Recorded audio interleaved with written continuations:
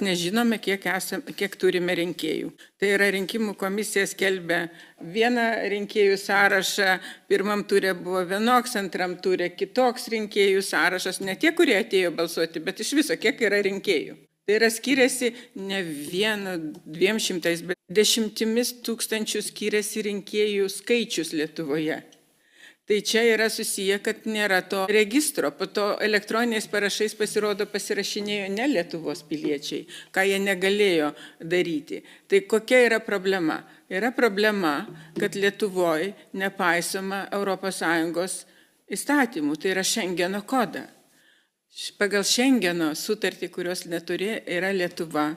Yra tik tai Lietuvos piliečiai ir jokių leidimų nieko nėra.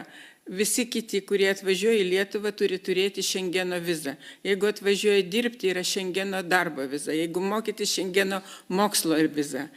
Jokie pabėgėliai niekas neturi čia būti iš viso.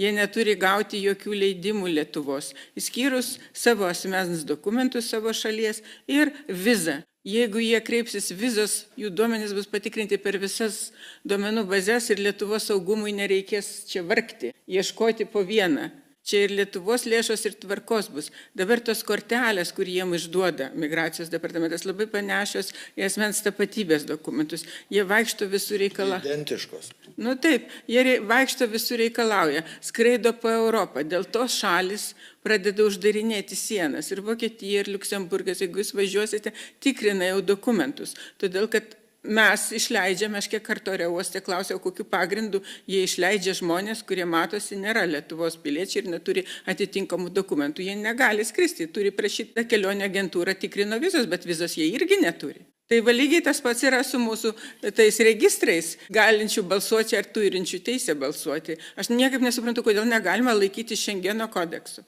Ten viskas surašyta, viskas paprasta. Kas čia Lietuvoje ir už kokias, atsiprašau, kyšius tas visas korteles įvedinėja? Kas įvedinėja šitą dvigubą pilietybę? Čia atskira tema, aš galėčiau irgi šį beitą papasakot, kaip organizuotojai organizuoja ir aišku, tuose reikaluose mūsų konsulinės įstaigos dalyvauja draugė su migracijos departamentu, kitaip nebūna.